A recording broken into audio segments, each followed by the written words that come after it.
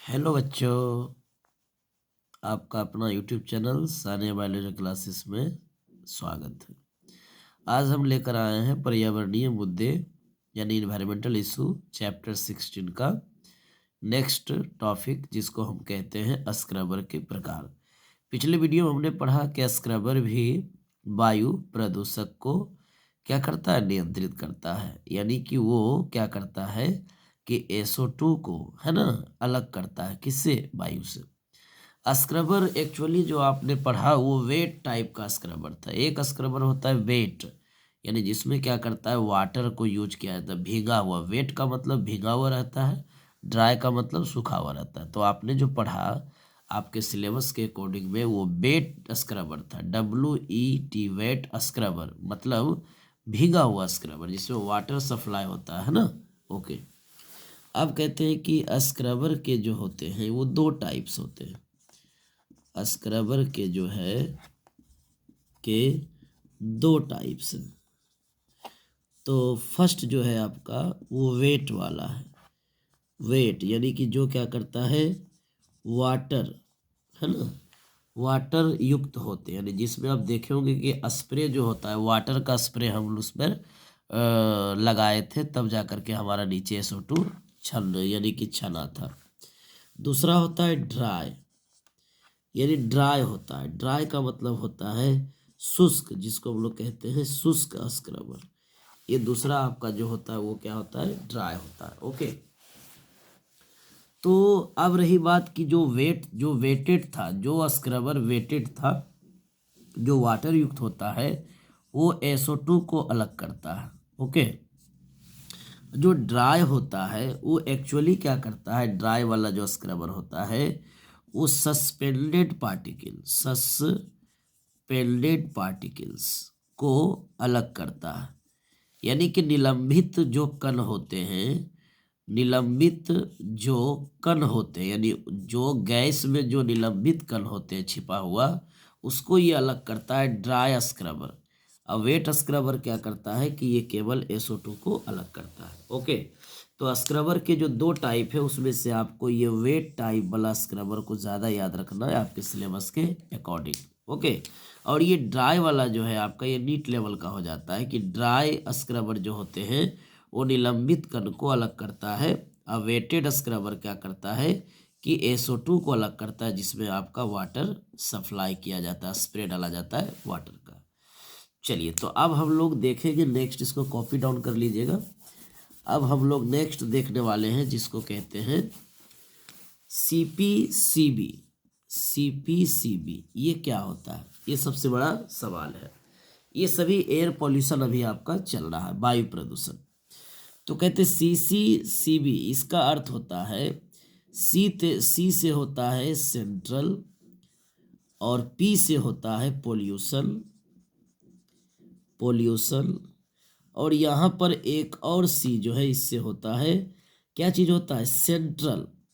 क्या होता है, सेंट्रल। उसके बाद B से होता है बोर्ड।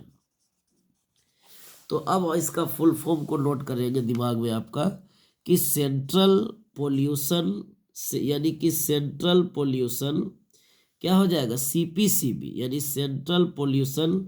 एक मिनट, इसको थोड़ा सा और एक बार बढ़िया से लिखते हैं। ये इसका जो फुल फॉर्म है ये थोड़ा सा उल्टा हो गया। CPCB इसका मतलब होता है सेंट्रल, है ना, पोल्यूशन, पोल्यूशन कंट्रोल बोर्ड होता है। क्या होगा, कंट्रोल बोर्ड होता है। ये इसका जो है फुल फॉर्म हो गया। कहते हैं कि CCMB के अकॉर्डिंग, CPCB के अकॉर्डिंग, यानी सेंट्रल पोल्यूशन कंट्रोल बोर्ड, यानी कि केंद्रीय प्रदूषक नियंत्रक बोर्ड, इसको हम लोग हिंदी में लिखते हैं केंद्रीय प्रदूषण नियंत्रित बोर्ड, नियंत्रण बोर्ड, नियंत्रण बोर्ड, इसको हम लोग इस तरह से लिखेंगे। तो सेंट यानी कि कहने का मतलब ये हुआ कि केंद्रीय प्रदूषण नियंत्रण बोर्ड के अनुसार जो होता है 2.5 माइक्रोमीटर का साइज का क्या होता है कि जो पार्टिकुलेट मैटर होते हैं, यानी कि कह सकते हैं जो पार्टिकुलेट मैटर होते हैं, यानी कि इसको लिखेंगे पीएम, यानी कि पार्टिकुलेट मैटर जो होते हैं, वायु में जो पार्टिकुलेट मैटर होता है 2.5 माइक्रोन, अगर ये रहा इतना साइज का, अगर माइक्रोन इतना साइज का अगर मान लिया जाए पार्टिकुलेट मैटर अगर वायु में है, तो समझ जाइए वो बहुत ज़्यादा डेंजरस है और वो जहरीला है, वो आपके लिए बहुत ज़्यादा जहरीला है। और ये क्या करता है कि मानव स्वास्थ्य को प्रभावित करता है, मानव स्वास्थ्य को क्या करता है, पूरी तरह से इंजीनियर्स यानी कि इंजीनियर्स टू ह्यूमन हेल्थ, मानव स्वास्थ्य को प्रभावित करता है बहुत ज़्यादा। हम लोग यहाँ लिख सकते हैं ज़्यादा क्या करता है, इतना साइज का अगर मान लिया जाए हवा में पीएम है, यानी पार्टिकुलेट मैटर अगर इतना साइज का है, तो समझ जाइए वो मनुष्य के जीवन को पूरी तरह से तबाह कर देगा। एक्चुअली स्पेशली वो रिस्पायरेटरी सिस्टम्स को, यानी कि रिस्पायरेटरी ट्रैक्ट को इफेक्ट करेगा, यानी श्वसन अंग जो होता है, श्वसन तंत्र जो होता है, उस पर बहुत ज़्यादा, मनुष्य के श्वसन तंत्र को बहुत ज़्यादा वो इफेक्ट करने का कार्य करेगा। तो हमने कुछ लिखा है कि फाइन पार्टिकुलेट, बहुत महीन, यानी कि फाइन पार्टिकुलेट हमने आपको लिख करके बताएंगे। फाइन पार्टिकुलेट के जो हानि होते हैं क्या होते हैं, फाइन पार्टिकुलेट का मतलब होता है बहुत ही महीन कण। क्या होता है, बहुत ही महीन कण, जो आपको दिखता नहीं है। कह सकते हैं कि जो इलेक्ट्रोस्टैटिक प्रेसिपिटेटर से अगर थोड़ा बहुत भी अगर बच जाए, तो वहाँ पर आप देखेंगे फाइन पार्टिकुलेट मैटर के अगर अगर ये आपके श्वसन क्रिया के दौरान आपके शरीर में चला जाए, तो ये किस प्रकार से आपको इफेक्ट करेगा। अगर मान लिया जाए, इसको क्या करते हैं कि श्वसन के दौरान, है ना, या कह सकते हैं इनहेल्ड, अंग्रेजी में अगर हम लोग इसको लिखेंगे इनहेल्ड के दौरान शरीर में जाता है, तो क्या इससे नुकसान हो सकता है, ये जानना है। तो इससे नुकसान होगा एक श्वसन, और प्लस क्या होगा, स्वच्छावास होगा। स्वच्छावास को हम लोग कहते हैं ब्रीथिंग, और इसको बोलते हैं हम लोग श्वसन। तो ज़्यादातर नुकसान आपके श्वसन क्रिया, स्वच्छावास क्रिया को होगा, है ना। अब कहते हैं इसके जो लक्षण होंगे, इसके जो रोग लक्षण होंगे, वो क्या होगा कि अगर मान लिया जाए आपके शरीर में श्वसन क्रिया के दौरान फाइल पार्टिकल चला गया, तो आपके श्वसन और स्वच्छावास में किस प्रकार से लक्षण यानी सिम्टम्स दिखाई देंगे, उसी सिम्टम्स को हम यहाँ पर क्या करेंगे, बताने का काम करेंगे। तो इतना आप क्या कीजिएगा, कॉपी डाउन करने का काम कीजिएगा। ओके, ये सभी आपको क्या करना है, कॉपी डाउन करना है ना। ओके, चलिए, तो आप देखते हैं कि फाइल पार्टिकल का मुख्य उद्देश्य क्या है, हमारे श्वसन अंग को प्रभावित करना और स्वच्छावास क्रिया को भी प्रभावित करना। तो इसके क्या क्या सिम्टम्स हैं जो शरीर में लोगों को दिखेगा कि ये वाकई में जो है इसके शरीर पर इफेक्ट किया है फाइल पार्टिकल्स। तो कहते हैं इसका सबसे पहला जो है जो सिम्टम्स है, उसको हम लोग कहते हैं एरिटेशन। एरिटेशन का मतलब होता है कि आप आँख में देखिएगा, तो आँख क्या करेगा, बार बार मलेगा, यानी नोचेगा। इस तरह से आँख जो होगा बार बार जो है कि नोचा जाएगा। उसके बाद क्या है कि इन्फ्लामेशन होगा, यानी कि सूजन आ जाएगा। क्या आ जाएगा, सूजन, है ना। उसके बाद क्या होगा, फेफड़ा ग्रसित हो जाएगा। फेफड़ा जो है वो क्षतिग्रस्त हो जाएगा। डैमेज को हम लोग लिखते हैं क्षतिग्रस्त, फेफड़ा क्षतिग्रस्त हो सकता है। उसके बाद प्रीमेच्योर डेथ, यानी कि परिपक्व होने से पहले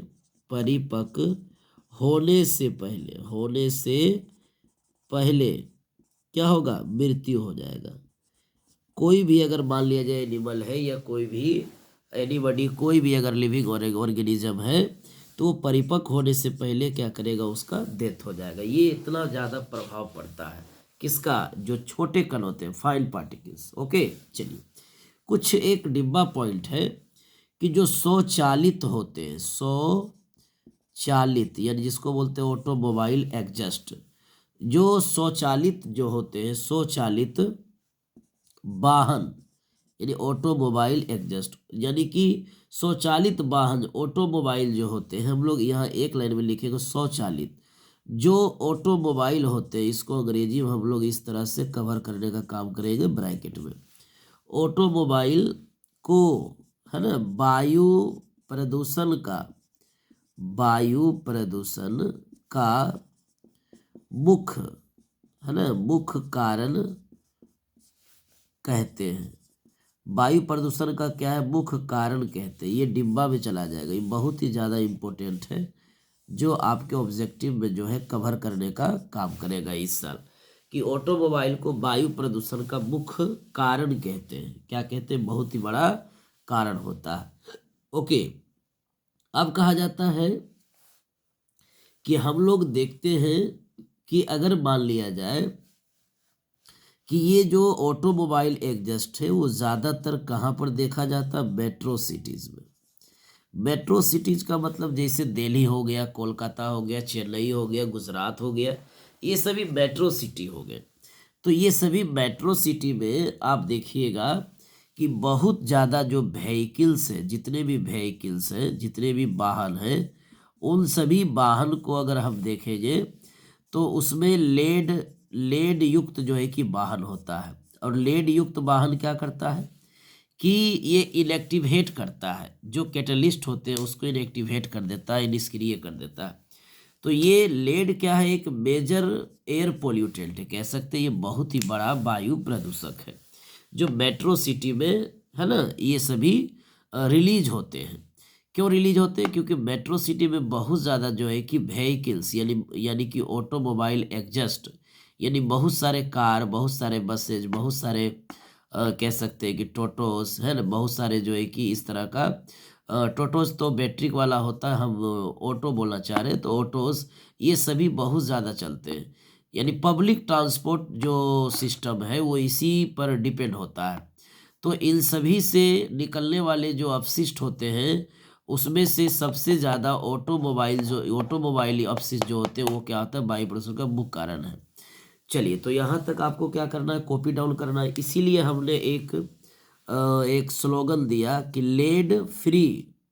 अगर मान लिया जाए आप लेड फ्री क्या करते हैं, पेट्रोल या डीजल इस्तेमाल करते हैं, पेट्रोल या डीजल को अगर मान लिया जाए आप लेड फ्री इस्तेमाल करते हैं, इसको एरो मार के लिखिएगा कॉपी में कि लेड फ्री अगर मान लिया जाए हम पेट्रोल या डीजल का इस्तेमाल करते हैं, है ना, लेड फ्री, तो इसको हम लोग क्या बोलते हैं, पेट्रोल या डीजल का इस्तेमाल करते हैं। तो इस प्रकार से हमारा वायु प्रदूषण काफ़ी नियंत्रित रहने का काम करेगा। ओके, चलिए, तो ये सब चीज़ जानने के बाद हम लोग नेक्स्ट टॉपिक की आगे बढ़ेंगे, कैटालाइटिक कन्वर्टर। कैटालाइटिक कन्वर्टर ये तीसरा जो है, नंबर सी, कह सकते हैं कि एक डिवाइस है जिससे आप वायु प्रदूषण को रोक सकते हैं। पहला आपने पढ़ा एरेस्टर, दूसरा पढ़ा आपने स्क्रबर, अब तीसरा पढ़ने वाले हैं जो वायु प्रदूषण को कंट्रोल करता है, उसका नाम है catalytic converter. Catalytic converter, catalytic converter actually ये शॉर्ट क्वेश्चंस में भी पूछे जा सकते हैं, कन्वर्टर।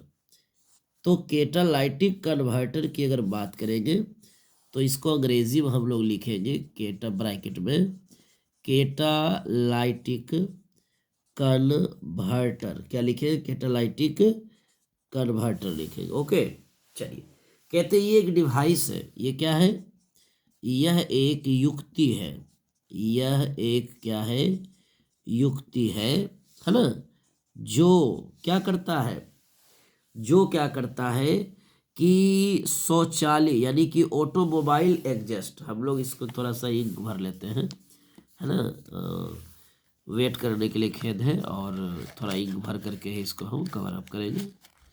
ओके, चलिए, तो इंक जो है कि इसमें थोड़ा सा भर लेते हैं।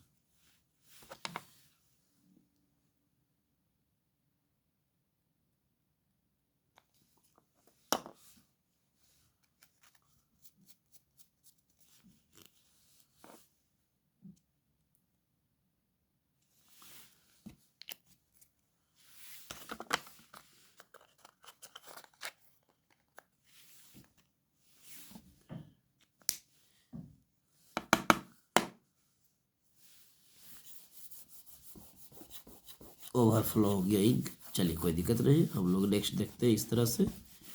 तो हम लोग कवर अप कर रहे थे कि आप देखे होंगे कि यह एक युक्ति है जो क्या करता है कि ऑटोमोबाइल, जो ऑटोमोबाइल है ना, जो तो ऑटोमोबाइल अपशिष्ट को, है ना, अपशिष्ट को क्या करता है, एक्चुअली ये ऑटोमोबाइल अपशिष्ट को नियंत्रित करता है, नियंत्रित करता है। देखो सबका अपना अपना कंट्रोल करने की स्पेशलिटी होती है। तो इसकी स्पेशलिटी क्या है कि ये ऑटोमोबाइल एग्जस्ट को, यानी कि ऑटोमोबाइल अपशिष्ट को नियंत्रित करने का काम करता है। ये कैटालाइटिक कन्वर्टर ये वाहनों में लगाए जाते हैं। ये कंपनी के द्वारा जो जितने भी मोटर व्हीकल्स होते हैं, बाइक हो गया आपका, बसेस हो गए आपके, कार हो गए, इन सभी में इसका इस्तेमाल किया जाता है। ये काफ़ी कॉस्टली होता है कैटालाइटिक कन्वर्टर। कैटालाइटिक का अर्थ ही होता है कैटलिस्ट का यूज करके हम किसी भी चीज़ को कन्वर्ट कर सकते हैं, उसको बदलने का काम करेंगे। तो कहते हैं इसमें जो कैटलिस्ट होते हैं, कैटलिस्ट जो होते हैं, उस कैटलिस्ट को हम लोग कहते हैं, है ना, उसके लिए आपके पास जो कैटलिस्ट है वो हैवी मेटल है। वो क्या है, हैवी मेटल है, जिसको हम लोग कहते हैं भारी धातु। वो तीन है, एक आपका है पैलेडियम, एक आपका है पैलेडियम, उसके बाद है प्लेटिनम। आप जानते होंगे कि हैवी मेटल का मतलब काफ़ी कॉस्टली, पैलेडियम बहुत महंगा होता है, प्लेटिनम भी आप देखते हैं गोल्ड के अकॉर्डिंग बहुत ज़्यादा इसका कॉस्ट होता है। उसके बाद होता है रोडियम, क्या होते हैं, रोडियम। ये तीन को याद रखना कि ये तीनों हैवी मेटल यानी कि भारी धातु है, काफ़ी कॉस्टली है, जो कैटलिस्ट के रूप में इस्तेमाल होता है। परीक्षा में पूछा जाएगा कि निम्न में से कौन सा कैटलिस्ट के रूप में इस्तेमाल होता है। तीनों में से कोई भी अगर रहेगा तो आप यूज कर लीजिएगा। अगर तीनों रहेगा तो डी नंबर में रहेगा सभी, अगर एक वो रहेगा तो उस तरह से आप कवर कीजिएगा। तो पैलेडियम, प्लेटिनम और रोडियम ये तीनों ही हैवी मेटल है जो कैटालाइटिक कन्वर्टर में कैटलिस्ट का भूमिका निभाता है। ओके चलिए, कैटलिस्ट का भूमिका कैसे निभाता है, इसके वर्क को हम लोग कवर अप करेंगे, कोई दिक्कत इसमें नहीं है। देखो कैसे कैटालाइटिक कन्वर्टर को कैटालाइटिक कन्वर्टर यूज करता है। अब कहा जाता है कि ये कहाँ पर लगे, कहाँ पर होते हैं, इसका इस्तेमाल कहाँ पर होता है, ये पहले जान लेते हैं। तो इसका जो इस्तेमाल होता है वो ऑटोमोबाइल में होते हैं, यानी कि स्वचालित वाहन में, स्वचालित वाहन में। अभी आपको बताए थे ऑटोमोबाइल में इसका इस्तेमाल होता है, यानी कि स्वचालित वाहन में, या कह सकते हैं ऑटोमोबाइल व्हीकल्स में इसका इस्तेमाल किया जाता है। ओके, तो इसका इस्तेमाल हो गया। और ये कैटलिस्ट इसमें कौन से यूज होते हैं, है ना, और उसका तीनों का नाम हो गया। अब इन तीनों किस तरह से वर्क करता है वो आपको हम नेक्स्ट बताते हैं। इस सबको कॉपी डाउन कर लीजिएगा, कहीं कोई दिक्कत नहीं होना चाहिए, और ढंग से थोड़ा सा इसको लिख करके एक बार में इसको ध्यान में रखिएगा। ओके चलिए, और आप लोग का जो है काफ़ी इम्पोर्टेंट चैप्टर है ये, इस पर थोड़ा ध्यान दीजिए, और हर एक वीडियो को शेयर और लाइक करें और सब्सक्राइब करें इस चैनल को। ओके चलिए, तो हम लोग देखते हैं नेक्स्ट कि ये फिटेड इन ऑटोमोबाइल है ना, इसको यूज किया जाता है, ये कैसे वर्क करता है। तो आप देखते हुए कि ये इसका जो ये कार्य कैसे करता है वो आप देखें, कैटालाइटिक कन्वर्टर कैसे कार्य करता है। तो जो अनबर्न्ड जो होते हैं हाइड्रोकार्बन, अनबर्न्ड हाइड्रोकार्बन जो होते हैं, हाइड्रोकार्बन जो होते हैं, है ना, आप यहाँ पर देखिएगा, अनबर्न्ड हाइड्रोकार्बन जो होते हैं वो क्या करता है कि CO2 और H2O में बदल जाता है। तो ये एग्जाम में पूछने का काम कर सकता है ऑब्जेक्टिव में कि कैटालाइटिक कन्वर्टर अनबर्न्ड हाइड्रोकार्बन को किस में बदलता है, तो कहिएगा CO2 और H2O में। ओके चलिए, अब कहा जाता है ये CO को क्या करता है, जो वाहनों से CO रिलीज होगा, यानी कि जितने भी मोटर वाहन है अगर वो अनबर्न्ड हाइड्रोकार्बन रिलीज कर रहा है, इन्वायरमेंट में रिलीज करना चाहता है, तो पहले ही अनबर्न्ड हाइड्रोकार्बन को वायुमंडल में रिलीज होने से पहले उसको CO2 और H2O में बदल देगा, है ना। और CO2 जब अगर इन्वायरमेंट में गया, वायुमंडल में गया, तो क्या होगा कि CO2 आपका वायु प्रदूषण उत्पन्न नहीं करता है, और जल आपका जो है ये भी नहीं। तो हम लोग कह सकते हैं कि ये बदलने का, कन्वर्ट करने का काम, यहाँ देखिए ये इसको कन्वर्ट किया CO2 और H2O में। अब CO को कन्वर्ट करता है CO2 गैस में कार्बन मोनोऑक्साइड जो होते हैं वो जो निकलता है यानी कि वो जो निकलता है मोटर वाहन से उसको CO2 के रूप में बाहर करता है, जिससे वायु, अगर ये CO बाहर चला गया तो आपको पता होना चाहिए कि कार्बन मोनोऑक्साइड एक क्या है, बहुत ही खतरनाक डेंजरस एयर पोल्यूटेंट है ना। ओके, तो ये वायुमंडल में नहीं जाना चाहिए, इसीलिए ये मोटर वाहन में CO को क्या करता है, बदल देता है CO2 में, और CO2 जब इन्वायरमेंट में जाता है तो ये पौधे के द्वारा प्रकाश संश्लेषण क्रिया में अवशोषित हो जाता है। इस प्रकार से प्रकृति बैलेंस होता है, नेचर क्या होता है, बैलेंस होता है। ओके, चलिए अब कहा जाता है NO2 को क्या करता है कि नाइट्रोजन गैस यानी कि N2 गैस में इसको कन्वर्ट करता है। तो इस प्रकार से ये कार्य किया, कौन, कैटालिटिक कन्वर्टर का इस तरह से कार्य आपका समाप्त हुआ।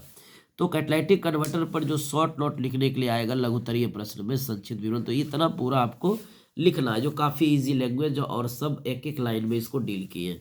जो मेन मुद्दा होता है उसी को पकड़ा जाता है, इसीलिए इसका नाम पड़ गया पर्यावरणीय मुद्दे, कि इसमें मुद्दे को पकड़िए, है ना। ज़्यादा डिटेल यानी ज़्यादा बड़ा बड़ा लिखने की कोई आवश्यकता इसमें नहीं है। ओके, चलिए, तो कैटालिटिक कन्वर्टर अब पढ़ा दिए, तो आपका वायु प्रदूषण बढ़िया से नियंत्रित हो चुका है सर, और आपका वायु प्रदूषण क्या है ये भी हो गया, यानी वायु प्रदूषण टॉपिक आपका पूरी तरह से कंप्लीट कर दिए। अब हम लोग पढ़ने वाले हैं जिसका नाम है, एक लाइन आप स्लोगन, एक स्लोगन और लिख लीजिए, दिमाग में रखिएगा कि ग्रीन पेट्रोल का इस्तेमाल कीजिए, ग्रीन पेट्रोल का इस्तेमाल कीजिए, तो आपका जो है ये क्या होगा, लेड फ्री हो जाएगा, lead free petrol. Green petrol जो होते हैं लेड फ्री पेट्रोल होते हैं।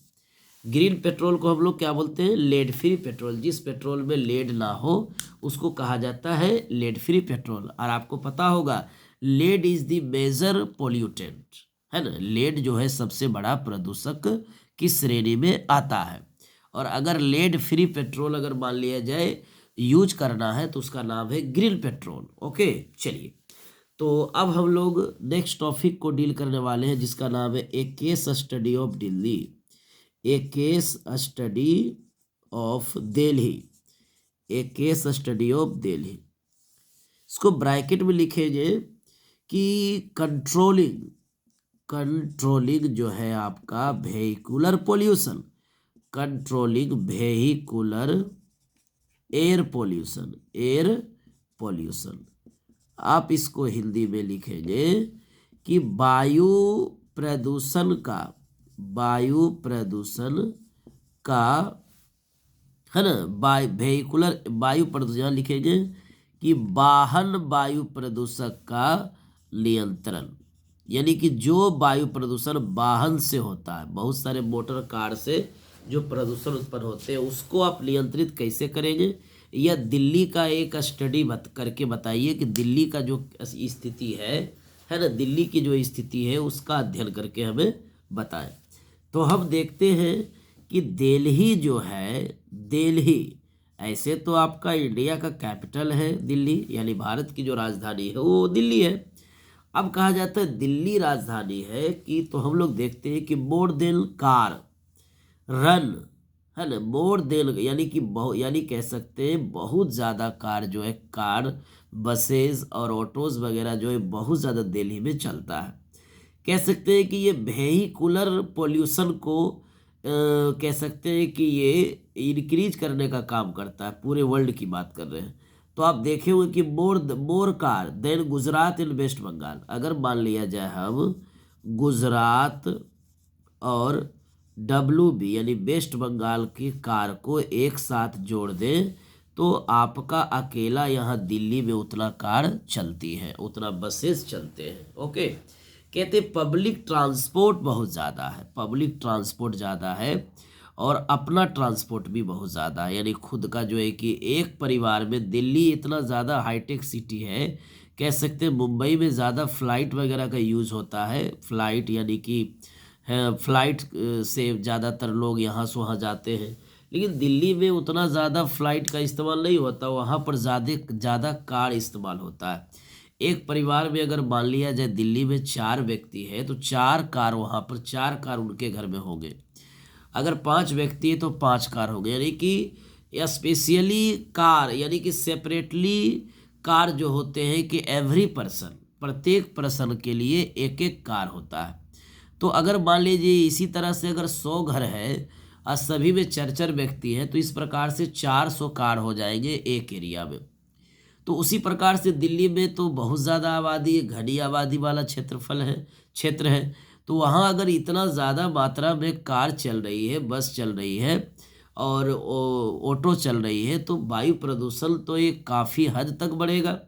और इसी प्रकार से हम लोग एक एग्जाम्पल दिए हैं कि दिल्ली जो है एक ऐसा स्टेट, एक ऐसा जो है कि सिटीज़ है जो गुजरात और वेस्ट बंगाल की से भी बहुत ज़्यादा कार और बस वहाँ पर चलती है। ओके, कहा गया 1990 में एक सर्वे हुआ तो पता चला कि भारत जो है, भारत कह सकते हैं कि 41 प्रदूषित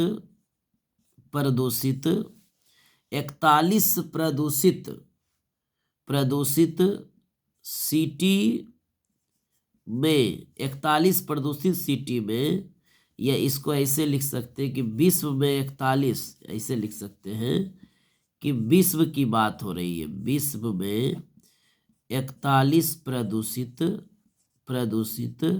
शहर में से दिल्ली 4th रैंक पर है। क्या रैंक पर है? 4था रैंक पर है। ये सबसे बहुत ही ज़्यादा कॉम्प्लिकेटिव जो है न्यूज़ है आपके लिए। आप सभी अंडर स्टूडेंट जो पढ़ रहे हैं, अगर आप ये जो दिल्ली में रहते हैं उनको पता है या वो जानते हैं या अनुभव कर सकते हैं दिल्ली जा कर के गर्मी के दिनों में, यानी कह सकते हैं समर सीजन में, कि विश्व में 41 प्रदूषित शहर को अगर सर्वे किया गया है, उसमें से दिल्ली जो नाम है, इंडिया में दिल्ली का जो है 4था स्थान है। क्या है? 4था स्थान। अभी भी देखिएगा दिल्ली के पास अगर बात किया जाए कि दिल्ली पूरे विश्व में अगर मान लिया जाए 4था स्थान है प्रदूषित शहर में। सबसे ज़्यादा प्रदूषित शहर अगर मान लिया जाए पूरे विश्व में, 4था स्थान इसका है। 41 देश में 4था स्थान आपका जो है कि दिल्ली का है।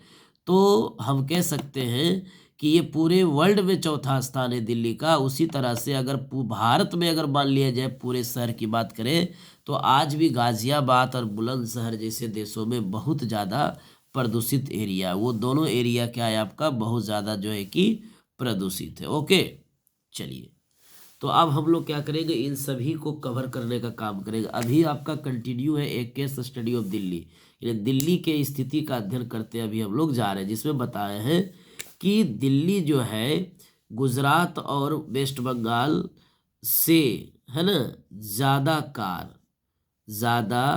कार जो है कि यहाँ पर चलती है। और 1990 में सर्वे किया गया कि 41 प्रदूषित शहर पूरे विश्व में से दिल्ली का 4था रैंक मिला है। ओके, सोच लो कितना ज़्यादा प्रदूषण है। 4था रैंक पूछता है, बहुत पूरे विश्व की बात कर रहा है, भारत की बात नहीं कर रहा है। पूरे विश्व में 4था रैंक है भारत का। किसके लिए रैंक है 4था रैंक? बढ़िया व्यक्ति के लिए, बड़ी वीआईपी चीज़ के लिए नहीं, प्रदूषण के लिए। प्रदूषण के दृष्टिकोण से 4था रैंक उसको मिला दिल्ली को। सोच लो कितना बुरी बात है, जो कि हमारा भारत की राजधानी है। ओके, चलिए, अब कहा जाता है कि बहुत सारे लोगों ने पब्लिक ट्रांसपोर्ट में इतना ज़्यादा हरकंप है कि वहाँ के जो स्थानीय लोग हैं वो PIL, यानी जिसको कहते हैं पब्लिक इंटरेस्ट लिटिगेशन, यानी कि पब्लिक जो है यानी पब्लिक इंटरेस्ट लिटिगेशन।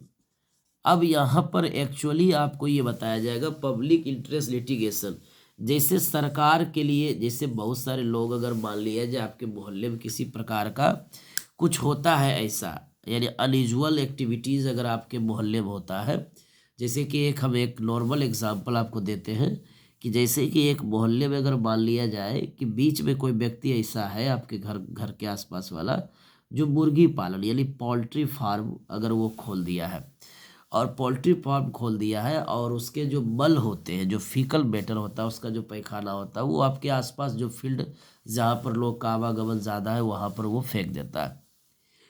या फिर मान लिया जब उसके मल जो फेंक रहे हैं, जब वो गर्मी बहुत ज़्यादा होगी या बरसात होगी या जब हवा चलेगा, तो वो जो आसपास जो जा रहा है तो उसमें जो गैसेज होंगे, हानिकारक गैस जो होगा वो आपके श्वसन क्रिया के दौरान आपके नाक में जा सकता है, उसका वायरस जा सकता है, तो उससे आपको भी नुकसान होगा। तो इस प्रकार से आप उस स्थानीय लोग जो वहाँ के लोग होंगे वो एक लेटर लिखेंगे, है ना। लेटर लिख करके कलेक्टर साहब को या पहले एफआईआर थाना में देंगे, जिससे क्या होगा कि जितने भी सबका साइन होगा और वो लिटिगेशन लगाना। लिटिगेशन का मतलब आप समझते, किसी पर जो है कि आरोप लगाना। तो वो दिल्ली में इतना ज़्यादा प्रदूषण हो रहा था कि नाक में दम हो चुका था। जितने भी पब्लिक वहाँ लोकल पब्लिक में बहुत ज़्यादा, या आसपास के लोगों में या दूर दूर तक ले भी काफ़ी वायु प्रदूषण से क्षति हो रही थी।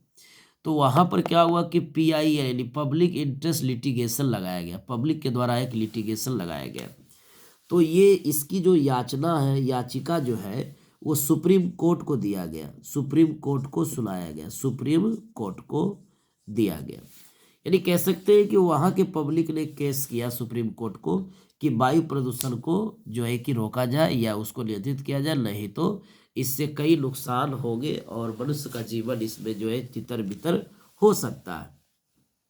तो कहा जाता है कि सुप्रीम कोर्ट ने एक आदेश दिया हानन फानन में, यानी एक स्ट्रोंगली आदेश दिया, यानी कि कहा जाए यानी सुप्रीम कोर्ट ने बोला कि ये तो एक गंभीर समस्या है कि दिल्ली में इतना तेजी से वायु प्रदूषण हो रहा है कि आगे चल के बहुत सारा नुकसान हो सकता है। तो इसके लिए एक स्ट्रोंगली ऑर्डर पास किया, और ये पास किया कि सभी कार बस या कह सकते हैं कि ऑटो, है ना, ऑटो क्या करेगा कि पेट्रोल डीजल के जगह, पेट्रोल प्लस डीजल के जगह है ना, इमीडिएटली जो है यानी तुरंत क्या करता है कि सीएनजी का इस्तेमाल करे, सीएनजी का इस्तेमाल करे। क्या करे, किसका इस्तेमाल करे, सीएनजी का, नहीं तो उस पर कार्रवाई की जाएगी। तो पब्लिक इंटरेस्ट लिटिगेशन को क्या किया गया, सुप्रीम कोर्ट में दिया गया लेटर लिख करके पब्लिक के द्वारा, दिल्ली के पब्लिक के द्वारा। तो सुप्रीम कोर्ट ने एक आदेश दिया, यानी सुप्रीम कोर्ट ने एक ऑर्डर पास किया कि दिल्ली में जितनी भी कार हैं, जितने भी बस हैं, जितने भी ऑटो हैं, उन सभी में जो पेट्रोल डीजल यूज हो रहा है फ्यूल के रूप में, वो सीएनजी कर दिया जाए, नहीं तो सख्त कार्रवाई की जाएगी। ओके, चलिए तो हम लोग नेक्स्ट आगे की ओर बढ़ते हैं। अभी तक एक केस स्टडी ऑफ दिल्ली ही चल रहा है, ये काफ़ी इंपॉर्टेंट टॉपिक है, ऑब्जेक्टिव, और इससे ऑब्जेक्टिव ही ज़्यादा जो है कि भरा हुआ इसमें आपको मिलेगा, तो काफ़ी इंपॉर्टेंट, इस पर ध्यान ज़्यादा होना चाहिए आप लोगों का। ओके, तो हम आपको बताए थे कि गाज़ियाबाद और बुलंदशहर आज भी जो है, गाज़ियाबाद और बुलंदशहर पूरे भारत में प्रदूषित सिटी के नाम से जाना जाता है। सबसे ज़्यादा प्रदूषण अगर मान लिया जाए भारत में, अगर कोई पूछे तो कहिएगा गाज़ियाबाद और बुलंदशहर बोलिएगा। ये दोनों ही काफ़ी पोल्यूटेड एरिया, अगर कभी घूमने का मन हो तो आप ये दो जगह जाइए और एयर पोल्यूशन का ऑब्जर्वेशन कीजिए। आप स्टूडेंट एयर पोल्यूशन का ऑब्जर्वेशन कीजिए, उसको देखिए कि किस प्रकार से सर बताए हैं, ये दोनों शहर में जाकर देखिए, पता चलेगा किस तरह का वहाँ का जो है कि एयर पोल्यूशन है ना। सांस लेना भी वहाँ मुश्किल है आज के डेट में, ये जान लीजिए आप, आज भी वहाँ ग्रसित होते हैं लोग। चलिए, तो कहा जाता है कि फाइनली 2002 में, है ना, फाइनली 2002 में जो है सीएनजी पूरी तरह से लागू हो गया। कहाँ, दिल्ली में फाइनली, यानी पूर्णतः 2002 ईस्वी में जो है सीएनजी पूरी तरह से लागू हो गया। कहाँ, पूरे दिल्ली में, कि सभी पब्लिक ट्रांसपोर्ट या निजी ट्रांसपोर्ट सभी में, या सीधी सी बात है निजी ट्रांसपोर्ट को छोड़ ही दीजिए, टोटल पब्लिक ट्रांसपोर्ट में सीएनजी का इस्तेमाल किया जाए। ओके, क्योंकि ये लेड फ्री होता है ना, ये अनबर्न्ड हाइड्रोकार्बन फ्री होता है, ये बहुत सारे चीज़ों को ये दूर करता है, ये एक नेचुरल होता है, नेचुरल यानी compressed natural gas, compressed natural gas, इसकी चर्चा हम डिटेल में आगे करेंगे। इसके पहले एक केस स्टडी ऑफ दिल्ली से रिलेटेड कुछ टॉपिक और हैं, उसको डील करते हैं। ओके, चलिए। तो कहा जाता है कि यानी यूरोप का जो है तीसरा जो है कि नॉर्म है, नॉर्म्स, कुछ रूल्स रेगुलेशन है। यूरोप में आप देखे हो कि एयर पोल्यूशन बहुत ही ज़्यादा कम है, तो इंडिया एक्चुअली ज़्यादातर एयर पोल्यूशन को कंट्रोल करने के लिए उसी का इस्तेमाल करता है, उसी के रूल को फॉलो करता है यूरोप का। तो यानी वहाँ पर जो रूल बनेंगे वो इंडिया यहाँ पर फॉलो करेगा, हमारा ये कहना। तो यूरो थर्ड नॉर्म्स ये क्या कहता है, इसने क्या किया कि सल्फर का नियंत्रण, S4 सल्फर होता है, सल्फर का नियंत्रण जो है ना 350 ppm पार्ट्स पर मिलियन, इसकी उसको हम लोग कहते हैं, या पढ़े होंगे केमिस्ट्री में ये सारे सिंबल सॉल्यूशन चैप्टर में। ओके, कहा जाता है कि डीजल में कहा जाता है कि सल्फर को जो है ना नियंत्रित किया गया है, 350 ppm तक ले आए हैं। किससे? डीजल से। डीजल से जो जितने भी सल्फर निकलते थे उसको कंट्रोल करके 350 ppm तक लाए। उसके बाद पेट्रोल से जो है 150 pp जितना भी निकलता था पेट्रोल से, क्या निकलता था, पेट्रोल से जितने भी सल्फर निकलते थे उसको 150 ppm तक लेकर आए। ये यूरो थर्ड नॉर्म का रूल है। अब कहा जाता है कि जो एरोमेटिक हाइड्रोकार्बन है, एरोमेटिक जो हाइड्रोकार्बन है, आप लोग पढ़े होंगे केमिस्ट्री में हाइड्रोकार्बन, है ना, जो एरोमेटिक हाइड्रोकार्बन है, ओके, तो एरोमेटिक हाइड्रोकार्बन को नियंत्रित किया गया है। एरोमेटिक हाइड्रोकार्बन का जो नियंत्रण है ना, वो एक्चुअली आप देखे होंगे कि 42%, कितना परसेंट, 42% किया गया है। कहाँ पर? फ्यूल में, यानी ईंधन से जो है कि 42% क्या किया गया है, कंट्रोल किया गया। किसको? एरोमेटिक हाइड्रोकार्बन को। ये रूल आपका दिखा रहा है। ओके, चलिए, इन सभी को कॉपी डाउन कर लीजिएगा। ये सारे जो नंबर है ये सब पूछे जाते हैं, इस पर ध्यान दीजिएगा। चलिए, तो हम लोग नेक्स्ट यूज करते हैं जिसको हम लोग कहेंगे इम्पोर्टेंट टर्म, जो कि रोड मैप के अनुसार। अब कहा जाता है कि जो रोड मैप है, रोड मैप के अकॉर्डिंग, यानी रोड मैप के अनुसार हम देखते हैं क्या होता है आगे। रोड मैप के अनुसार क्या किया गया है कि 50 ppm बोला है कि नहीं, इतना काम नहीं चलेगा, कम से कम 50 ppm जो है ये पेट्रोल में जो है क्या कीजिए, कम कर दीजिए। 50 ppm ही पेट्रोल से निकले तो ज़्यादा बढ़िया रहेगा। पेट्रोल और डीजल से जो प्रदूषक है वो 50 ppm निकले, है ना। ये रोड मैप के अनुसार, जो डेली रोड पर जो गाड़ी बसेस कार चलते हैं उसके अनुसार बताया गया। कहा जाता है ये पेट्रोल का केस है। और डीजल के लिए बताया गया है कि डीजल को जो है कम से कम 35 ppm कर दे। कितना कर दे? डीजल जो है 35 ppm, डीजल को जो है 35 ppm कर दिया जाए तो क्या होगा कि जो 50 ppm जो प्रदूषक होंगे, यानी 50 ppm कर देगा पेट्रोल के लिए और 35 ppm कर देगा डीजल के लिए, तो ये रोड मैप के अनुसार बढ़िया होगा और भविष्य में कभी इस तरह का कोई भी कंडीशन लागू नहीं हो सकता, यानी वायु प्रदूषक नहीं होगा। अब कहा जाता है कि CO2 और SO2 आप दोनों को देख लीजिए।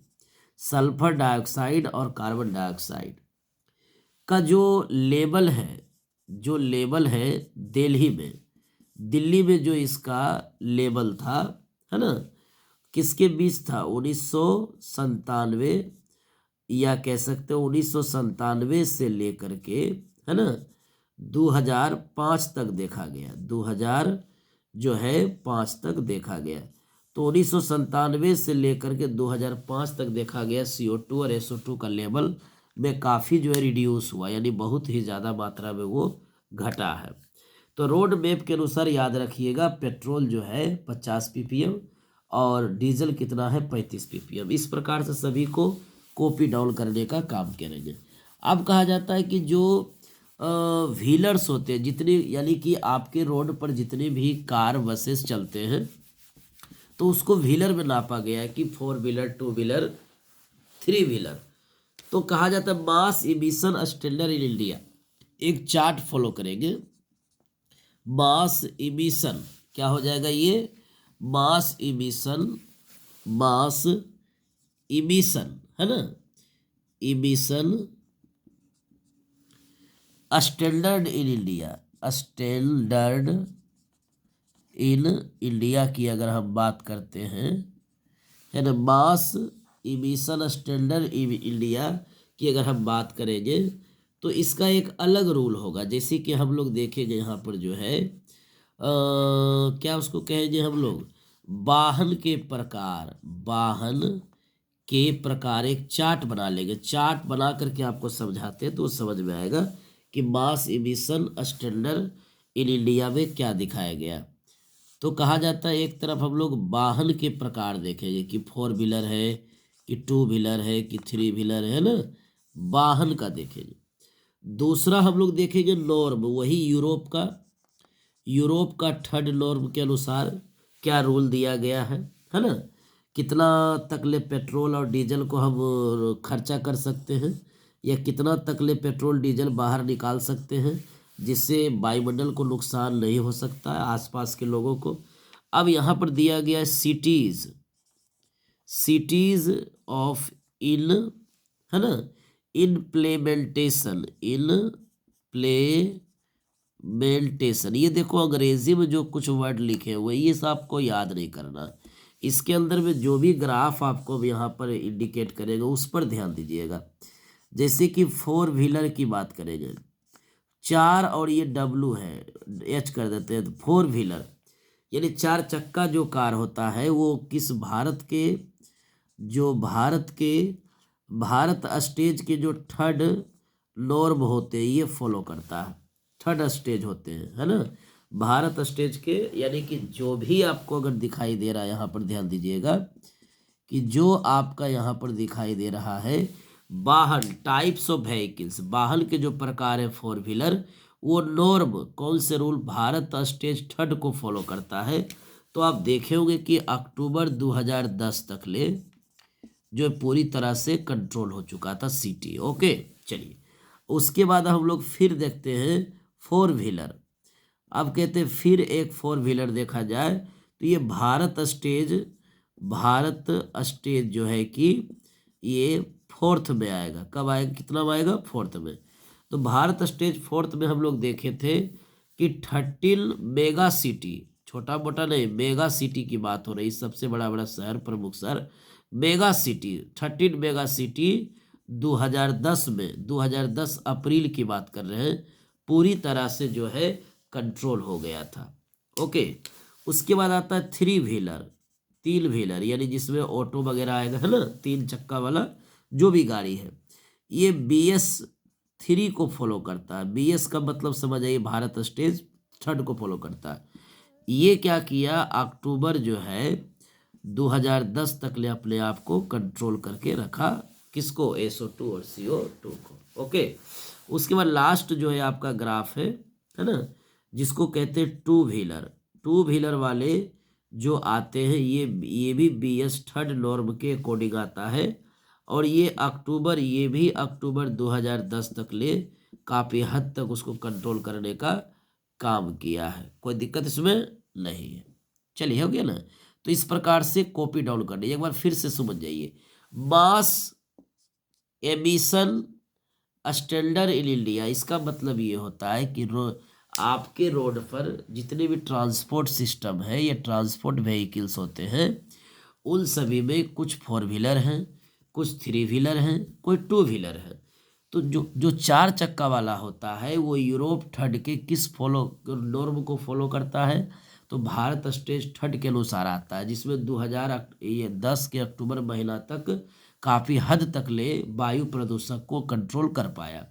उसी तरह से भारत स्टेज 4 में अंतर्गत आता है 13 मेगा सिटी, जो 2010 अप्रैल में पूरी तरह से कंट्रोल में आया था। ओके चलिए, तो इस प्रकार से इन सभी को कॉपी डाउन करने का काम करेंगे और ढंग से लिखेंगे।